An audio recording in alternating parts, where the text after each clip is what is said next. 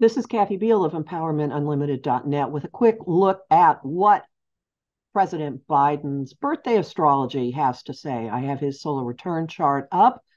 I'm going to only talk about a few major points in it. At the outset, I want to say that Alex Miller of Alex's Asteroid Astrology discusses terrific challenges and complications looking at what the asteroids are doing with his chart. I am seeing a backstop or a golden touch or angelic assistance in the background for him. Uh, every president is going to have a lot of difficulties, even if their party controls both houses of Congress. His situation is just a bit more complicated. So let's look at a couple of things in the solar return chart. This chart is going to be in effect basically this birthday through next birthday. Now, some people say that the solar return chart starts 3 months in advance and continues 3 months later, but we can say for certain these are conditions that are going to be operating for the next 12 months for him. And there are a couple of very important challenges or influences. We'll just say influences. So notice I've drawn this here. The Mars Neptune square is exact on his birthday. This is a really unusual, complicated, hard to even define influence because Mars is action. It's in the sign of words, and it's in a challenging aspect to Neptune, which rules inspiration and creativity and confusion and lies and deceit. So there is something going on here tying his ability or his trying to push his ideas forward and this Neptunian influence that's in the house that represents his long-term dreams and wishes. So perhaps he's talking a lot about idealistic things that may or may not be able to come to pass. But the 11th house is also Congress, and a number of things flow from that. The first is the makeup of Congress is still not set as of this day. The Republicans have a majority of seats in the House, but we still don't know exactly how many. The election, not every single election has been completely settled. Secondly, some committees getting a head start are already announcing various ways they're going to go after the president and members of his family and members of his cabinet. One of the areas that they want to investigate already had several potential charges dropped by a special prosecutor that President Trump put in place specifically to go after them. So at least one of these things has already been shown to be, if not really, to not have any substance. Who knows? Some of the others may well. But this portends an ongoing battle of words with Congress. However, notice that even with it, Saturn up there at the midheaven, Saturn in the 10th house is in, let's clear this so you can see it better. Saturn and Mars are trine. So no matter what anyone says, he is Saturn on the midheaven, the president. And this Saturn, the Mars Saturn trine does seem to indicate a stabilizing, him continuing to be the adult, the leader, the person with the experience. Now, if this also means that there are some breaks on what he does, I would think that would be more likely if it were a square, but Who knows? That may be what we see. Just one thing to look out for. The other big thing I want to point out is what's going on with Neptune's neighbor, Jupiter, at 28 Pisces. Jupiter is retrograde. It's in fact stationing direct. It turns direct later in the week, and it is trining his solar return sun. He gets this all year long. This is looking for the silver lining. This is things turning out well. This could also mean a lot more since it's kind of wide in its conjunction to Neptune, but there could be a lot more of the attacks that come on against him. But notice that the sun and that Jupiter are in a sextile to Pluto in Capricorn in the ninth house of legislation, the ninth house of the judiciary. And he has this all year long. So I understand he has quite a backlog of judges for consideration. This seems to indicate opportunities, windows for them going through. It also bodes well for infrastructure legislation, Pluto in Capricorn being that, and again, his relationship with the courts. So just going on quickly, putting the solar return transits around his natal chart, we see that the South Node is on top of his Mars in the 11th house of Congress, Mars in Scorpio. He has worked in and with Congress for decades and was a person who was able to make deals. South Node in Scorpio, on top of that, Mars could indicate a lot of stuff from the past coming up, maybe past connections, maybe past business relationships, money relationships. This could fuel some of the investigations that the GOP says it wants to have in the House. Few other things are important in this. Notice that the moon at 6 Libra in the 10th house is sextile his natal Pluto in the 9th house. The moon is the people.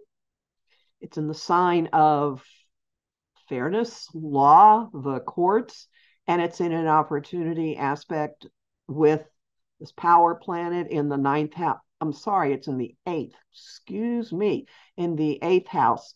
That bodes well for his approval rating, for people basically liking what he's doing and liking what he's up to. And notice that that moon is also in a sextile to Mercury and Venus in the first house. Optimism, he's known for saying that his word for the United States is possibility, and that does seem to be, those two together are a message of possibility, and they are trining that Pluto. That also bodes well for dealing with really big, important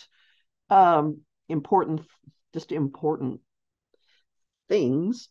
The Mars, I know that's the real technical term there, the Mars Neptune square. So Mars is in his 7th house of partners and open enemies, and it's squaring Neptune in his 4th house of foundations and family. So that's another indicator of attacks on family situations. This would also bring in possibly the substance abuse problems that one child has had that I know of. I don't know if the others have. Um, so attacks on the family or misstatements being made about things going on. It could also bring a lot of things out into the open. And notice that that Mars is in an adjustment aspect to his natural Mercury, how he communicates what he says. But again, I mentioned before, Mars and Saturn are in a trine. And in this case, Saturn's in his third house. Does this mean coming across in an adult and mature and stable way? Does this indicate, with Mars in the third, difficulties communicating? Does this might be speaking to the stutter that has been an issue in his life. Okay. Now, so bottom line here. Oh, wait a minute. Let me put a few more things in here. So see that that Jupiter in the fourth stationing is trining his Sun and Venus in the 12th house. That seems to bode well long term. That's the silver lining. That's a lot of stuff going on behind the scenes that pump him up, amp him up. And again, remember that those bodies are in a sextile to Pluto in Capricorn, which in this case is in the second house of money and the economy and values. This seems to bode well for some programs of his having to do with the economy and infrastructure. His second generation New Deal programs getting somewhere, despite whatever the current makeup of the house is. And I would like to, well, hold on. Yeah, and I would like to look backward and forward just a bit to see what might happen with that. And that is by looking at the two eclipses we've just been through and then what might be happening down the line. So the Scorpio solar eclipse before the election in October hit his moon in the fifth. So the sun, the sun, moon, and Venus were opposite his moon in the fifth. The sun, the moon, and Venus at 2 degrees Scorpio. Now keep in mind, he has the sun and Venus conjunct in his chart. So this rebooted his relationship to, it's on the 11th, it's kind of hard to see. This rebooted with the potential for upgrading his relationship to long held dreams and wishes, and also things involving fifth house children. So this raised the possibility of something coming back up with Congress, the 11th house, and money, that's the Scorpio aspect, and his son, that would be the fifth house aspect. But it also holds the possibility of making long held economic wishes come true, such as through legislation. And you'll note that this eclipse is in an out of sign sextile to his north node in the ninth house of legislation. So just that's step one in this. Then we have step two, the Taurus lunar eclipse, which happened on election day, has the south node on his Mars that became fully on his Mars at his solar return. And Venus conjunct his Mercury. So some things from the past coming up, maybe past behaviors coming up, going about things in ways that he did before. And I'll just throw in that this is a person who, in his time in Congress, prided himself in working across the aisle, prided himself in bipartisan agreements, reaching legislation with getting an agreement with two parties. And this kind of brings that back up again, as unlikely as it seems at the moment. But the fact that Venus at this eclipse is on his Mercury tends to bode well for something growing out of this eclipse, out of this election, that takes him back to a way of communicating values.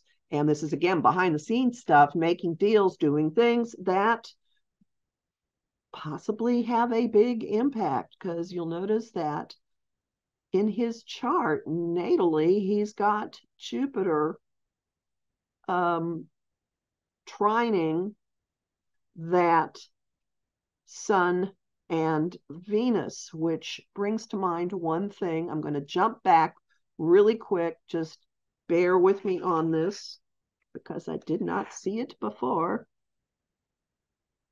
No, go back, back, back. And that is this. All right, so we've got, let's look at what Jupiter is doing. Jupiter in the sky, stationing direct, so that amplifies, makes it deeper, longer, stronger. It's trining his Sun and Mercury, and this just hit me. It's making a grand trine to his Jupiter in the 8th, and what is grounding it? Pluto in Capricorn is the string to the kite.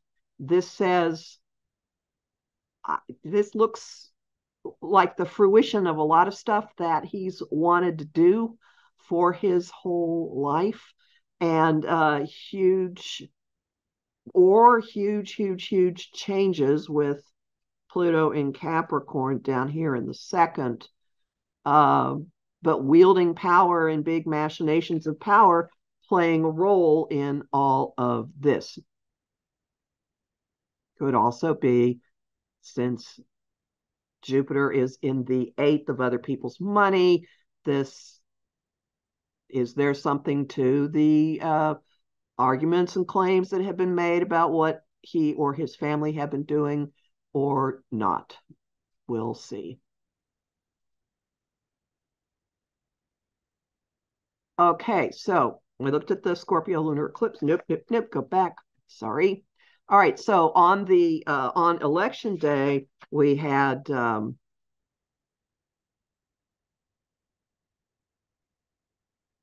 opportunity opening up for doing things in a way that he had done before. And I want you to keep your eyes on the fact that at this eclipse, the moon met Uranus in his 6th house of daily routine. So that's kind of the shakeup.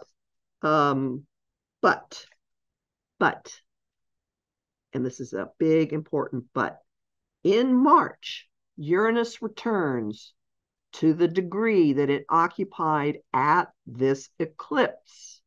Uranus plot twists, changes. Whatever happened in the Taurus lunar eclipse has 2 stages of more to the story. Stage 1, March, when Uranus returns to this degree. Stage 2 is in May, when we have a bookend lunar eclipse at very close to the same degree, but this time the sun is in Taurus and the moon is in Scorpio. At that point, the moon is on his Mars, and the North Node is on his moon. And Pluto will have just moved into Aquarius, and it's trining his Neptune in the 10th. What do I mean? And it's also squaring that moon. So what does this mean? Well, I think there will be a churn of events between March, and the playing out of the eclipse in May, which shuts another thing down. I don't think that the situation with Congress starting out is going to be what it is after this eclipse gets into place. I think that he may be much more wildly popular, with Neptune in the 10th being kind of an inspirational figure, with Pluto trining that. And this lots more to the story coming. It's not the end of things, and I won't be surprised if his relationship with Congress flips drastically by this eclipse in May playing out. And notice that at that point, Venus in the 7th is in a sextile or relationship aspect to his Chiron and his North Node.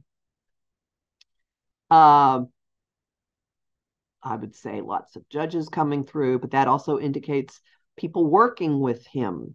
Lots of cooperation with Venus in Gemini right there.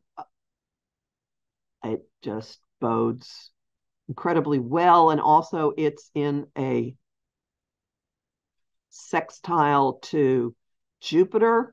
At that point, Jupiter will be nearing the end of Aries. Jupiter will be trine. Let's make that clearer. Jupiter in his 5th house will be trine Chiron and the North Node in the 9th. I think he will get a lot of things through. That's more of a lucky, beneficent influence, bringing a lot more to the open. And notice that at that point, Mars is on his Jupiter. Mars is trining his Mercury. I think he'll be communicating, and it's also making, hold on, another grand trine with Neptune down there in the 4th. I think it's very probable he will be looked at as much more of a, he'll be looked at much more favorably from the spring next year on through the rest of the year. So happy birthday, President Biden.